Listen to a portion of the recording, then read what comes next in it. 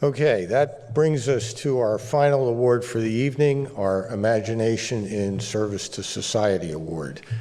We're really very honored this year to have an extraordinary honoree, Cixin Liu, who has come all the way here from China, a very prolific author who in many cases has been likened to Sir Arthur Clarke in terms of his work and his creativity. One of the ways we select this award is with the help of the Clarke Center at UCSD, and in this case, Sheldon Brown, who you saw earlier in the Intergenerational Forum, was very much a part of our selection process. Sheldon will come out here in just a moment and will introduce our award recipient. The Arthur C. Clarke wittism or quote I'd like to offer here is that, and especially after Dr. Tartar's comments, is two possibilities exist. Either we are alone in the universe or we are not. Both are equally terrorizing.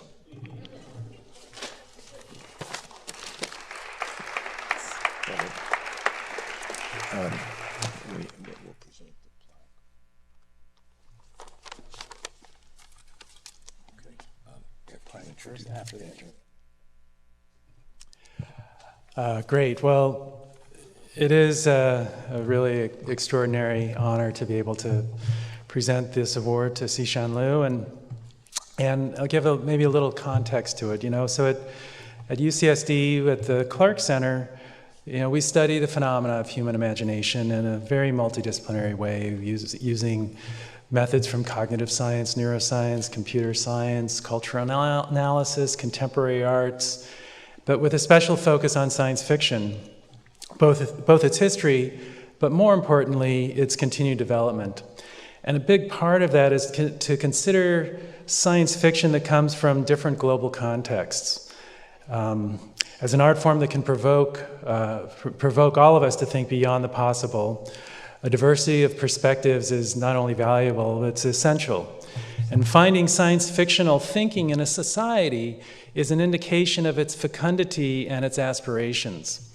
For of course, our arts not only reflect our worldview, they create it. And a civilization needs its arts to provide insight, coherency, and meaning to its existence. And our 21st century presents us with complexities that we have never confronted before, some of which we've talked about tonight. So our civilization is in trouble when its arts are no longer up to the challenges of our existential conditions. So we need to find and nurture those artists and art forms that attenuate our thinking to the consequential, that can help us experience and consider the expansion of the frontiers of knowledge and what this means about our relationships to each other and our place in the universe. So science fiction, as we've carry on the honor of Arthur C. Clarke, is a forum where this challenge is undertaken, and it has been undertaken throughout its history.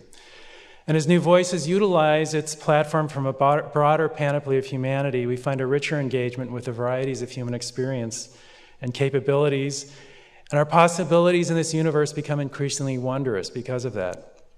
When I began reading the work of Cixin Liu, I knew I had come across a writer whose work was absolutely necessary for our times. Liu is the most internationally renowned author of science fiction working in China today, and has brought global attention to the work that's being done there now. He's the author of 6 novels and many short story collections, and his work has won major international awards such as the Hugo Award in 2015. His 3 Body Problem trilogy is his most famous, and you should read it thinking about some of the issues that Jill was just discussing. In the US, these books were favorites of President Obama, who described them as wildly imaginative, really interesting. The scope of it was so immense. He said that reading them was helpful for him to keep his problems in perspective. And rereading them now might be helpful to all of us to keep our problems in perspective. In the afterword, he has a new book, an older book that's been recently translated into English called Ball Lightning. And in its afterword, Liu describes two seminal events that happened to him in the summer of 1982. One was his encounter with the phenomena of ball lightning, which inspired him to consider the wondrous possibilities of the physical universe. And he discovered in that same summer, he discovered Chinese translations of Arthur C. Clarke's 2001 and Rendezvous with Rama. It then provoked him to learn English, to learn how to read English in order to read all of Clarke's other works, as well as the science fiction authors of that time. And he set himself on a course, essentially, to become the Arthur C. Clarke of China. And I'm sure Arthur would find Liu to be a worthy aspirant in continuing the mantle of understanding humanity's place in the universe with our perpetual acts of discovery and transformation. So Liu is doing our global society a great service in his cultivation of our collective imaginations.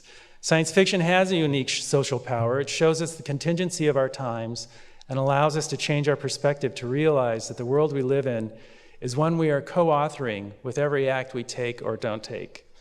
I did an event with Liu in Shanghai a few months ago, and it was amazing to see the adoration he has from young Chinese fans.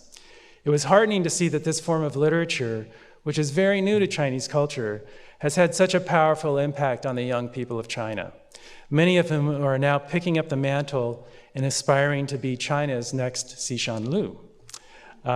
With that, I think Liu is an exemplary recipient of the Arthur C. Clarke Award for Imagination and Service to Society. And tonight, for the first time, Da Liu is giving his remarks in English, and you're all privileged to hear those. So with that, Cixin Liu.